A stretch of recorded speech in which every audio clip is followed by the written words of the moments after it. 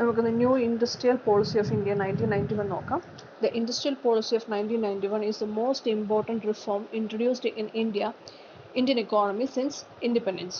സ്വാതന്ത്ര്യം കിട്ടിയതിന് ശേഷം ഏറ്റവും ഇമ്പോർട്ടൻ്റ് ആയിട്ടുള്ള ഒരു ഇൻഡസ്ട്രിയൽ പോളിസി റിഫോമാണ് new industrial policy of India 1991. ഇതാണ് ഏറ്റവും ഇമ്പോർട്ടൻ്റ് ആയിട്ടുള്ള ഒരു industrial policy. The policy caused great changes, including the emergence of a strong and competitive private sector and sizable number of foreign companies in India.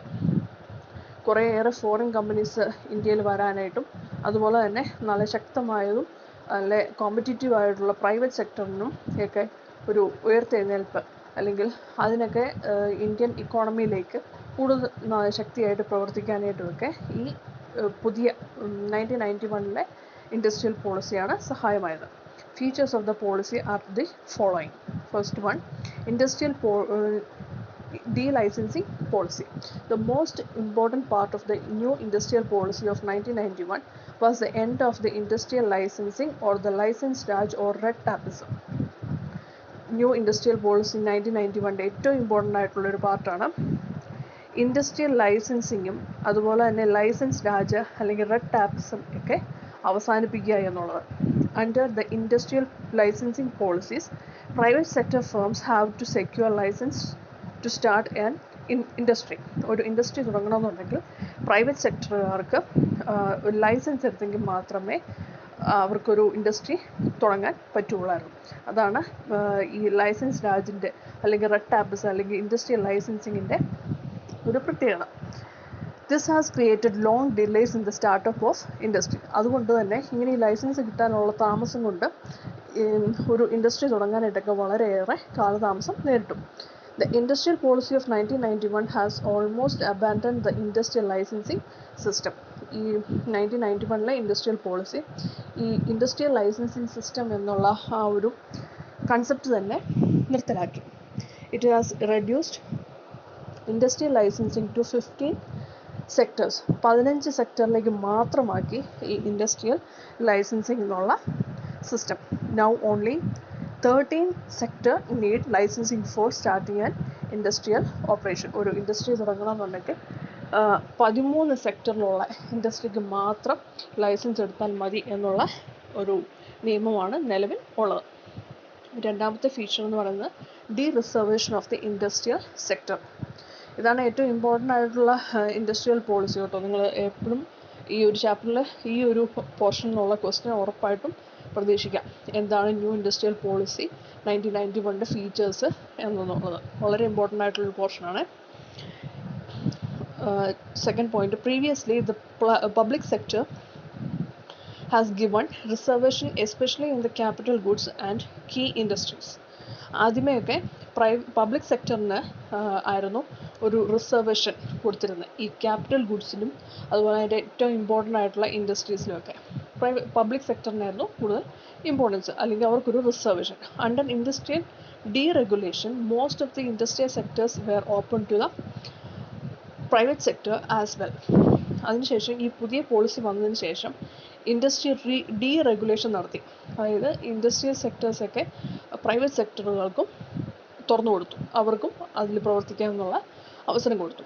Under the new industrial policy only 3 sectors atomic energy, mining and railways will come as reserved for public sector. ഈ പുതിയ industrial policy വന്നതോടുകൂടി 3 sectors മാത്രമേ public സെക്ടറിന് reserve ചെയ്തിട്ടുള്ളൂ. അതായത് atomic എനർജിയും മൈനിങ്ങും റെയിൽവേസും. അതിൽ പ്രൈവറ്റ് സെക്ടറിന് റോളില്ല. All other sectors have been opened for private sector participation. മറ്റ് എല്ലാ സെക്ടറിലും പ്രൈവറ്റ് സെക്ടറുകാർക്കും അല്ലെങ്കിൽ പ്രൈവറ്റ് ആളുകൾക്കും അവർക്ക് അതിൻ്റെ ആ ഒരു ഇൻഡസ്ട്രിയിൽ പാർട്ടിസിപ്പേറ്റ് ചെയ്യാനുള്ള അവസരം കൊടുത്തു. Third feature, reforms related to the public sector enterprises. Reforms in the public sector were aimed at enhancing efficiency and competitiveness in the sector. Reforms in the public sector were aimed at enhancing efficiency and competitiveness in the sector. Public sectorലെ enterprisesൻ്റെ ഒക്കെ efficiency അല്ലെങ്കിൽ അവരുടെ competitiveness അവരുടെ പ്രവർത്തനമൊക്കെ ഏറ്റവും മികച്ചതാക്കാൻ വേണ്ടിയിട്ടാണ് public സെക്ടറിലെ reforms ലക്ഷ്യം വെച്ചിരുന്നത്. The government identified strategic and priority areas for the public sector to concentrate. Government തന്നെ ഐഡൻറ്റിഫൈ ചെയ്തിട്ട് കൊടുത്തിട്ടുണ്ട് ചില പ്രത്യേക ഏരിയാസ് അല്ലെങ്കിൽ പ്രയോറിറ്റി കൊടുത്തിരിക്കുന്ന കുറച്ച് ഏരിയാസ് ഉണ്ട്, അവിടെ പബ്ലിക് സെക്ടർ കൂടുതൽ കോൺസെൻട്രേറ്റ് ചെയ്ത് പ്രവർത്തിക്കണമെന്ന്. Similarly, loss-making public sector undertaking were sold to the private sector. അതുപോലെ തന്നെ public sector undertaking PSU public sector അണ്ടർടേക്കിങ്ങിൽ നഷ്ടങ്ങൾ വരുത്തിക്കൊണ്ടിരിക്കുന്ന അണ്ടർടേക്കിങ്സ് ഗവൺമെൻറ് അണ്ടർടേക്കിങ്സൊക്കെ പ്രൈവറ്റ് സെക്ടറിന് വിൽപ്പന നടത്തി. The government has adopted disinvestment policy for the restructuring of the public sector in the country. Disinvestment policy എന്ന് വെച്ചാൽ ഗവൺമെൻറ് ഇൻവെസ്റ്റ് ചെയ്ത് കൂടുതൽ 50% കൂടുതൽ ഇൻവെസ്റ്റ് ചെയ്ത് കഴിയുമ്പോഴാണ് അത് പബ്ലിക് സെക്ടർ ആകുന്നത്, അല്ലെങ്കിൽ ഗവൺമെൻറ് ഓൺഡ് ഒരു അണ്ടർടേക്കിംഗ് ആയിട്ട് മാറുന്നത്. ഗവൺമെൻറ് എന്ത് ചെയ്തു, ഹാസ് അഡോപ്റ്റഡ് ഈ ഡിസ്ഇൻവെസ്റ്റ്മെൻറ്റ് പോളിസി. ഇൻവെസ്റ്റ്മെൻറ്റ് പോളിസി എന്ന് പറഞ്ഞാൽ അവർ ഇൻവെസ്റ്റ്മെൻറ്റ് പിൻവലിക്കുക എന്നതിൻ്റെ അർത്ഥം. അങ്ങനെ പിൻവലിച്ചപ്പോൾ ഈ പബ്ലിക് സെക്ടറിൻ്റെ ഒരു റീസ്ട്രക്ചറിങ് നടത്തുക. അതായത് ഒരു ക്യാപിറ്റലിൻ്റെ ഒരു അണ്ടർടേക്കിങ്ങിൻ്റെ ക്യാപിറ്റലിൽ 50% ഗവൺമെൻറ്റാണ് ഇൻവെസ്റ്റ് ചെയ്യുന്നതെങ്കിൽ അതെന്തായിട്ട് മാറും, അതെന്ത് കമ്പനിയാകും, ഒരു പബ്ലിക് സെക്ടർ അണ്ടർടേക്കിംഗ് ആകും. അവർ ഡിസ്ഇൻവെസ്റ്റ് ചെയ്യുകയാണെങ്കിൽ, ആ ഇൻവെസ്റ്റ്മെൻറ്റൊക്കെ അവർ പിൻവലിക്കുവാണെങ്കിൽ അത് എന്തായിട്ട് മാറും, 50% താഴെയാവും. അപ്പോൾ അത് പബ്ലിക് സെക്ടർ അല്ലാണ്ടായി മാറും. At the same time, autonomy has been given to public sector undertaking boards for efficient functioning. അതുപോലെ തന്നെ ഈ പബ്ലിക് സെക്ടർ അണ്ടർടേക്കിങ്ങിൻ്റെ ഡയറക്റ്റഡ് ബോർഡിന് ഒക്കെ ഒരു നിർദ്ദേശങ്ങളൊക്കെ കൊടുത്തു, അവർ കുറച്ചും കൂടി എഫിഷ്യൻ്റായിട്ട് ഫങ്ഷൻ ചെയ്യാനായിട്ട്. Then fourth point, foreign investment policy. Foreign investment policy has given thrust to welcoming foreign investment and foreign technology. Foreign investment policyയുടെ പ്രത്യേകത എന്താണെന്ന് വെച്ചാൽ ഫോറിൻ ഇൻവെസ്റ്റ്മെൻറ്റ്, ഇന്ത്യക്ക് വെളിയിലുള്ള രാജ്യങ്ങളുടെ ഇൻവെസ്റ്റ്മെൻറ്റും അതുപോലെ തന്നെ അവരുടെ ടെക്നോളജി അതൊക്കെ കൊണ്ടുവരാനായിട്ട് അതിനെ കുറച്ചും കൂടെ സ്വാഗതം ചെയ്യത്തക്ക രീതിയിലാണ് ഫോറിൻ ഇൻവെസ്റ്റ്മെൻറ്റ് പോളിസി ഡെവലപ്പ് ചെയ്തത്. This measure has enhanced industrial competition and improved business environment in the country. ഇത് നമ്മുടെ ഇൻഡസ്ട്രിയൽ സെക്ടറിൽ കുറച്ചും കൂടെ ഒരു കോമ്പറ്റീഷനും അതുപോലെ തന്നെ ബിസിനസ് എൻവയോൺമെൻറ്റ്, നമ്മുടെ രാജ്യത്തിൻ്റെ ബിസിനസ് എൻവയോൺമെൻറ്റ് കുറച്ചും കൂടി ഇമ്പ്രൂവ് ചെയ്യാനായിട്ടുമൊക്കെ സഹായിച്ചു. Foreign investment including FDI and FPI were allowed. അതായത് ഫോറിൻ ഡയറക്റ്റ് ഇൻവെസ്റ്റ്മെൻറ്റും അതുപോലെ ഫോറിൻ പോർട്ട്ഫോളിയോ ഇൻവെസ്റ്റ്മെൻറ്റും ഒക്കെ അനുവദിക്കാനായിട്ട് തുടങ്ങി ഫോറിൻ ഇൻവെസ്റ്റ്മെൻറ്റിൽ. Similarly, loan capital has also been introduced in the country to attract foreign capital. അതുപോലെ തന്നെ ലോൺ ക്യാപിറ്റലും അനുവദിച്ചു. ഇതിന് വേണ്ടിയിട്ടാണ് ഈ ഫോറിൻ ക്യാപിറ്റൽ കൂടുതൽ വരുവാൻ വേണ്ടിയിട്ട്. Then fifth point, abolition of MRTP Act. New Industrial Policy of 1991 has abolished the Monopoly and Restricted Trade Practice Act. ഈ ന്യൂ ഇൻഡസ്ട്രിയൽ പോളിസി വന്നപ്പോൾ MRTP ആക്ട് അങ്ങ് നിർത്തലാക്കി, അബോളിഷ് ചെയ്തു. Sixth point, broadbanding facility. Existing and new industrial units have been provided with the broadbanding facility to produce any article so long as no additional investment in plant and machinery is undertaken. Existing and new industrial units, നിലവിലുള്ളതും അതുപോലെ പുതിയ industrial യൂണിറ്റ്സിനും ഒരു ബ്രോഡ്ബാൻഡിംഗ് facility അത് provide ചെയ്തു. അതുകൊണ്ട് എന്താ ഗുണം, to produce any article so long as no additional investment in plant and machinery is undertaken. ഒരു article എത്ര നാൾ വേണേലും പ്രൊഡ്യൂസ് ചെയ്യാം, കൂടുതൽ ഇൻവെസ്റ്റ്മെൻ്റ് ഒന്നും അഡീഷണൽ ആയിട്ട് പ്ലാന്റിലേക്കോ മെഷീനറിയിലേക്കോ കൊണ്ടുവരേണ്ട ആവശ്യം ഇല്ല. Then foreign collaboration. On foreign technology agreements, the government intends to combine the need for updating technology in high priority areas with incentives for domestic sales and export promotion. ഈ foreign technology എഗ്രിമെൻറ്റിൽ government ഒരു intends to combine the need for updating technology. അവരൊരു നിർദ്ദേശം വെച്ചു, ഈ ടെക്നോളജിയൊക്കെ ഒന്ന് update ചെയ്യേണ്ട ആവശ്യം. അത് എവിടെയാണ്, ഇൻ ഹൈ പ്രയോറിറ്റി ഏരിയാസ്, ഒരുപാട് ഇമ്പോർട്ടൻസ് കൊടുക്കുന്ന ഏരിയാസിൽ പ്രവർത്തിക്കുന്ന ഇൻഡസ്ട്രീസ്, അവിടെ അവരുടെ ടെക്നോളജിയൊക്കെ ഒന്ന് അപ്ഡേറ്റ് ചെയ്യണം എന്നുള്ളൊരു നിർദ്ദേശം കൂടെ ഗവൺമെൻറ് വെച്ചു. With incentives for domestic sales and export promotion. അതിന് അവരൊരു ഇൻസെൻറ്റീവ് ഒക്കെ കൊടുത്തു. ഒരു എന്താ പറയണ്ടേ, അതിനൊരു ഇൻസെൻറ്റീവ് എന്ന് പറഞ്ഞു കഴിഞ്ഞാൽ ഒരു പ്രോത്സാഹനം കൊടുക്കുക എന്നതിൻ്റെ അർത്ഥം. ഒരു ഗിഫ്റ്റ് കൊടുക്കുക എന്നുള്ള അർത്ഥത്തിലാണ് ഇൻസെൻറ്റീവ്സ് ഒക്കെ കൊടുക്കുക എന്ന് പറഞ്ഞത്. അത് ഡൊമസ്റ്റിക് സെയിൽസിന് എക്സ്പോർട്ട് പ്രൊമോഷന് വേണ്ടിയിട്ടൊക്കെ ഒരു ഇൻസെൻറ്റീവ് കൊടുക്കുക. Then 8. Import of capital goods. The policy envisages automatic clearances for import of capital goods, provided the foreign exchange requirement for such imports is ensured through foreign equity.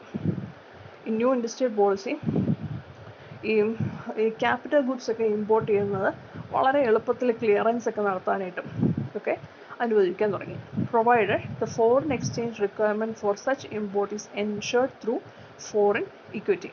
ആ ഒരു capital goods ഒക്കെ foreign exchange വഴി അല്ലെങ്കിൽ import ചെയ്യുന്നതൊക്കെ foreign equity വെച്ച് ensure ചെയ്തിട്ടുണ്ട്. ആ ഒരു ഇമ്പോർട്ടൊന്നും കുഴപ്പമില്ല, അവരുടെ ഫോറിൻ എഗ്രിമെൻറ്റ് പ്രകാരം ഉള്ളതാണ് എന്നൊക്കെ ഉണ്ടെങ്കിൽ വളരെ എളുപ്പത്തിൽ തന്നെ അവർക്ക് ക്യാപിറ്റൽ ഗുഡ്സ് ഒക്കെ ഇമ്പോർട്ട് ചെയ്യാനായിട്ട് സാധിക്കും. In addition, with effect from the April 1992, such automatic approval would be given provided the cost, insurance and freight value of the capital goods to be imported was less than 25% of the total value of plant and machinery and subject to maximum limit of 2 crores. അതുകൂടാതെ April 1992 അങ്ങനെ ഒരു automatic അപ്രൂവലൊക്കെ കൊടുക്കുന്നുണ്ട്. പക്ഷേ അതിനൊരു condition വെച്ചിട്ടുണ്ട്. അവരുടെ കോസ്റ്റും ഇൻഷുറൻസും ഫ്രൈറ്റും ഇതെല്ലാം കൂടെ കൂട്ടി അവരുടെ ക്യാപിറ്റൽ ഗുഡ്സിൻ്റെ വാല്യൂ എന്ന് പറയുന്നത്, ഇമ്പോർട്ട് ചെയ്യുന്ന ക്യാപിറ്റൽ ഗുഡ്സിൻ്റെ വാല്യൂ എന്ന് പറയുന്നത്, അവർ മൊത്തം എത്ര ഇൻവെസ്റ്റ്മെൻ്റ് ആണോ പ്ലാന്റ് ആൻഡ് മെഷീനറിയിൽ കൊടുത്തിരിക്കുന്നത് അതിന് 25% താഴെ ആയിരിക്കണം. അതുപോലെ തന്നെ മാക്സിമം ലിമിറ്റ് 2 crore താഴെയുള്ള ക്യാപിറ്റൽ ഗുഡ്സ് മാത്രമേ ഇമ്പോർട്ട് ചെയ്യാനും പറ്റുള്ളൂ. The non-applicability of convertible clause. In a significant step, the policy has dispensed with the applicability of the mandatory convertibility clause, which enabled financial institutions to convert loan into equity for the term loans extended by financial institutions for new projects. അടുത്തൊരു important step എന്ന് പറയുന്നത് policy has dispensed with the applicability of the mandatory convertibility clause. ഒരു നിർബന്ധമുള്ള ഒരു convertibility close ഒന്ന് convert ചെയ്യാൻ, മാറ്റിയെടുക്കാം, ആ ഒരു ക്ലോസ് ഒന്ന് കൈകാര്യം ചെയ്യാനായിട്ടാണ്. Which enabled financial institutions to convert loan into equity. Financial ഇൻസ്റ്റിറ്റ്യൂഷൻസിന് ഒരു ഓഫർ കൊടുത്തു. അവർ കൊടുത്തിരിക്കുന്ന ലോൺസ് അത് ഇക്വിറ്റി ആയിട്ട് മാറ്റാനായിട്ട്. For the term loans extended by financial institutions for new project. പുതിയ പ്രോജക്റ്റ് വേണ്ടിയിട്ട് അവർ ഒരു വലിയ ടേം ലോണൊക്കെ കൊടുത്തിട്ടുണ്ടെങ്കിൽ ആ ലോണിനെ അവർക്ക് ഇക്വിറ്റി ആയിട്ട് മാറ്റാം എന്നുള്ള ഒരു കൺവേർട്ടബിൾ ക്ലോസ് കൊണ്ടുവന്നു.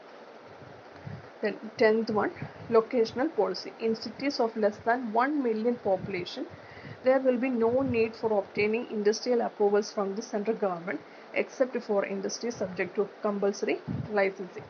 ഒരു 1 million പോപ്പുലേഷന് താഴെയാണ് ഒരു സിറ്റിയിലുള്ളതെങ്കിൽ അവിടെ ഒരു ഇൻഡസ്ട്രി തുടങ്ങണമെന്നുണ്ടെങ്കിൽ അതിന് അപ്രൂവലൊന്നും സെൻട്രൽ ഗവൺമെൻറ്റിൽ നിന്ന് എടുക്കേണ്ട കാര്യമില്ല.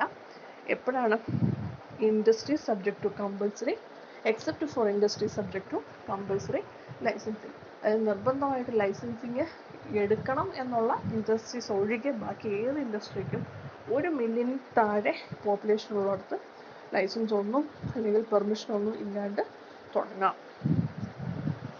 ഇത്രയാണ് ന്യൂ ഇൻഡസ്ട്രിയൽ പോളിസിയുടെ ഫീച്ചേഴ്സ്. വളരെ ഇമ്പോർട്ടൻ്റ് ആയിട്ടൊരു പോർഷനാണ്. ക്വസ്റ്റ്യൻസ് ഒക്കെ സാധാരണ ചോദിക്കാറുള്ളതാണ്. ഓക്കെ.